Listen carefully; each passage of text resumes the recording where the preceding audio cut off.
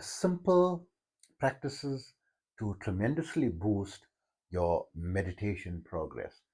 So I've spent a lot of time studying deeply, these ancient practices across the globe, right, from different cultures, and specifically the Tibetan Buddhism practices, as well as uh, the ancient yogic practices on meditation, has got certain simple practices that can have the effect of tremendously boosting your and fast forwarding your progress in meditation. And I want to discuss these simple practices that you can adopt and utilize to your advantage in this video today. For those of you who like the contents of my video, please don't forget to like and subscribe to my channel. This will greatly help my channel to be able to reach out to more people. So a very big thank you, not only from myself, but also on behalf of my channel and the great many people that you will be helping by this very small act, by you of subscribing and liking my channel. Thank you. For those of you who don't know me, I am Osman. I am a bioenergy healer on a master level with telepathic healing capabilities, specializing in critical care recovery and terminal illnesses, amongst a host of other physiological, psychological, and even spiritual ailments. And um, if you want to consider this very powerful, ancient, non invasive, telepathic healing method, um, um, please feel free to visit my website, yogawellness786.com, to connect with me for a free consultation or try out my 10-minute anxiety fix for less than the price of a Starbucks coffee, just $5, and have it delivered to you telepathically any location, and by visiting my website yogawellness786.com, get more information about my contact information as well as my services and testimonials. So I'm also an advanced level yoga and meditation teacher, having been practicing this art form now for almost 50 years, and having been teaching this for 46 years, totally free. Never charged a dollar for teaching yoga or meditation, whether basic or advanced levels. Visit my website. You can go to my favorites column, and you'll see many of my protocols on how to practice, in a very simplified manner, the yoga methods without having to spend large amounts of money and going for initiations and so forth. You can avoid all this, and do it from this massive amount of experience that I've gathered over almost 5 decades, of practice. And I've gathered all this information. Excuse me. Gather all this information from great masters from different schools of thought, different cultures across the globe, from the Far East, the Middle East, the West, and not forgetting the scientific communities. And please also remember that my therapies are not a replacement for medical treatment. You can also visit my 5-minute yoga and meditation program, totally free, by visiting my website, yogawellness786.com. So, coming back to these amazing protocols or simple methods that can tremendously boost your meditation practices. So, in Tibetan Buddhism, they said they gain the control of the earth and water element just by sitting cross-legged, right? So they're referring to sitting in the lotus or half lotus position. So also by focusing on the tip of the nose, according to Tibetan Buddhism, right? The secrets of Tibetan Buddhism, just focusing on the tip of the nose, which everyone laughs about and so forth. But that is my method of meditation, and I found I connect to stillness very easily. I'm able to go into the theta level within 2 to 5 seconds, and in delta or the zero thought state within 2 to 5 minutes. now because I'm practicing for a long time, but I practice focusing on the tip of the nose. They say that brings about control of the ether element, right? According to Tibetan Buddhism. So let's discuss some of these things. So they say control of the earth or and water element. How is it? So were you sitting cross-legged alone, just simple cross-legged position? I found that it greatly enhances your concentration capability. And if you sit in Siddhasana, that is, you can Google it, but you bring your basically your right heel to your perineum, like I'm doing so, and then lifting your left heel above your private parts and just pushing your toes between the right calf and your right thigh, and you like propping yourself against your heel to be upright and sitting. So, because your right heel is there at the perineum area where the source of the root chakra. The root chakra is connected to the earth element. So you're stabilizing the earth element and you got a stable posture, firm posture, because you need something stable, and it also improves the magnetic current. And you find that meditation becomes that much easier. You can fight, once you become familiar and accustomed to meditation and you're able to go into meditation, please visit my YouTube channel, The Man from Oz, to go under my favorites, the protocols, the meditation method that 99% of people don't know how to meditate, right? I show you the correct method, which I believe is the correct method, to meditate based on my almost 50 years of practice experience and 46 years of teaching experience with students across over 100 countries, right? And having studied this spirituality art form not only from one school of thought, multiple schools of thought across the globe, right? So sitting cross-legged, it'll ground your earth element, right? Then how does the water element come into play if you're grounding?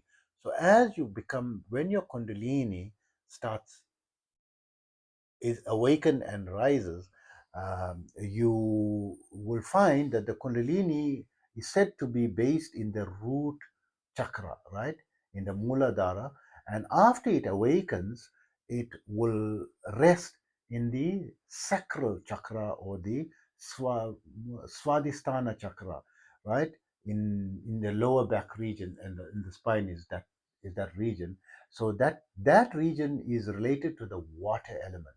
So even when the Kundalini rises, once it rises and so forth, that energy builds up very strong. You find your posture becomes very easy to sit in, and it becomes easier to sit very long periods of time when your Kundalini is awakened. Before it's awakened, you have to practice and takes, before you can sit cross-legged long, and you have to really practice for a long time before you can sit. But still, I mean, the maximum you can sit comfortably without your Kundalini awakening by practice, I mean, from my experience, right, for myself, I don't know about others, is about 2 hours. But when the Kundalini is awakened and I'm practicing my Kundalini, I can go many hours, right? I can sit, I've meditated up to 18 hours a day, right? Having had my first Samadhi experience by the age of 19.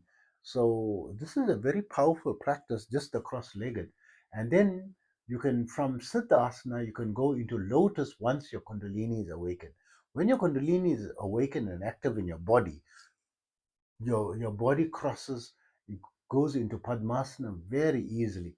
Then when you come out of it, it's like, as it's a little bit more difficult to go into Padmasana. So it makes it much, much easier as the Kundalini energy is going higher and higher, and you're getting the water element. So the earth element, the water element, and the ether element. This is the third element by focusing on the tip of the nose, right? So how do you harness the other two elements like fire and air? So with the fire element, especially in there's a Tomi or Tomi in Buddhism.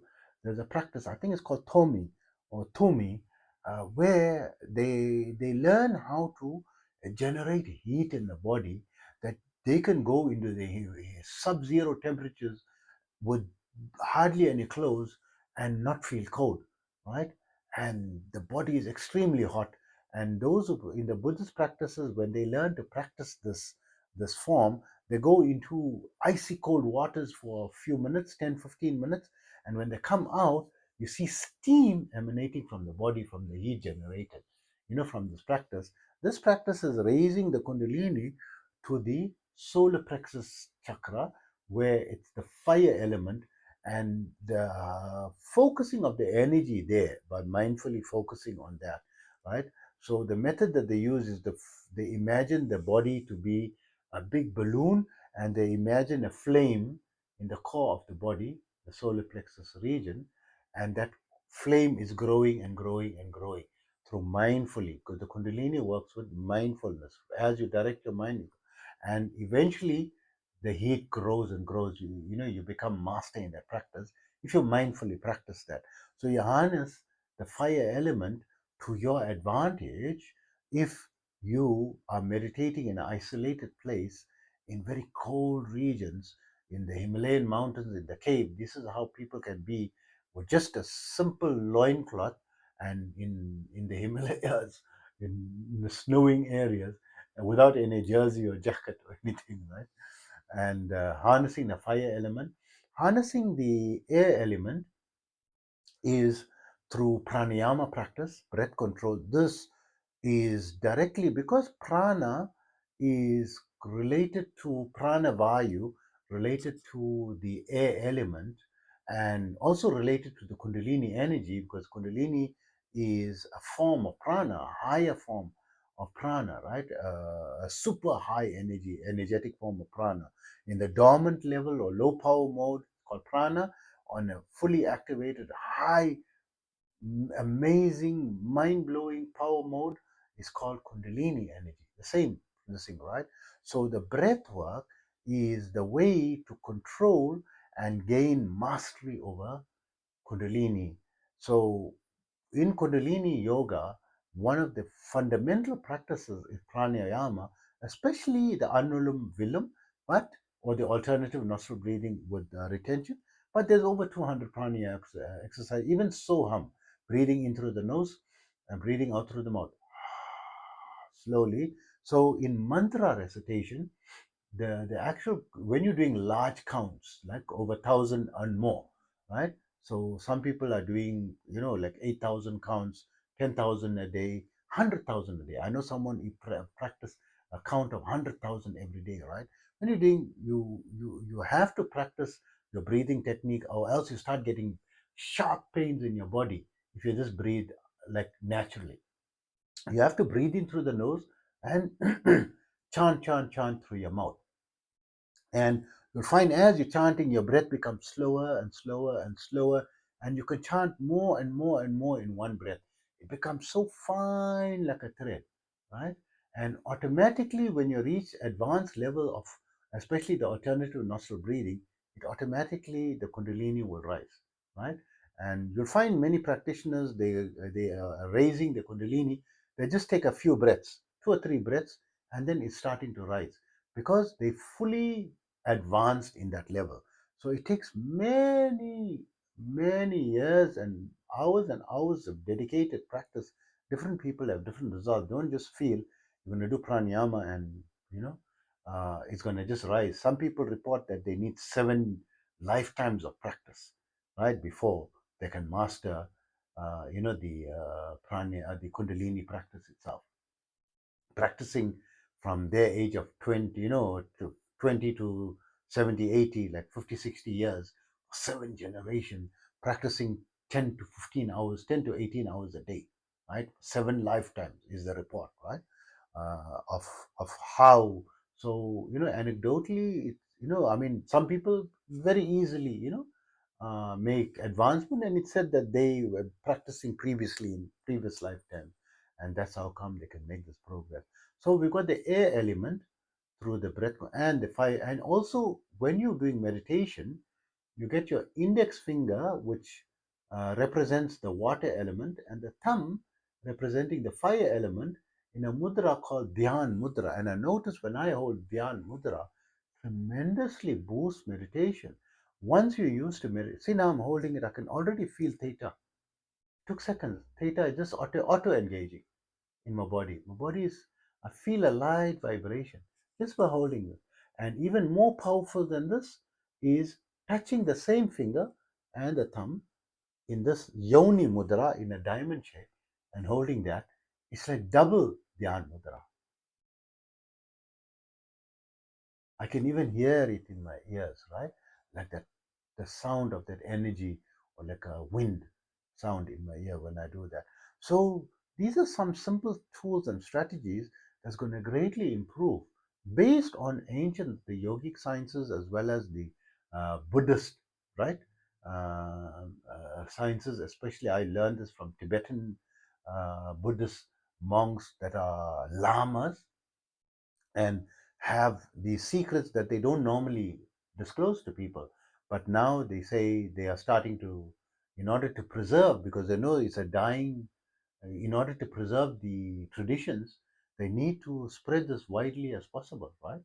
So I hope these tips and practices are adopted in your daily spirituality practices and helping you to advance much quicker in this very esoteric and advanced level of practice that not many people are inclined towards.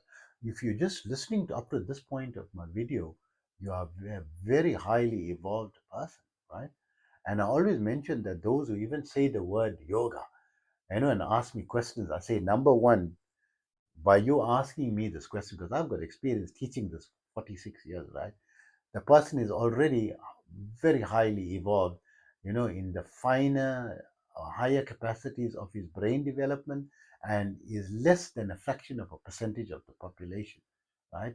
And I revere that person and I respect that person. My respects out to you as well, for listening to this level as well. So remember, if you are struggling with any medical condition and the medical treatment is, having difficulty in working with you, consider adding a complementary practice based on over 1,500 years. And I'm on a master level. It's non-invasive and very powerful energy healing methodology. Connect with me for a free consultation. Visit my website, yogawellness786.com, or try out my 10-minute anxiety fix for less than the price of a Starbucks coffee, just $5, delivered to you telepathically anywhere in the globe by visiting my website, yogawellness786.com, where you'll get more information about my services and testimonials and also contact information. And take care of yourself always.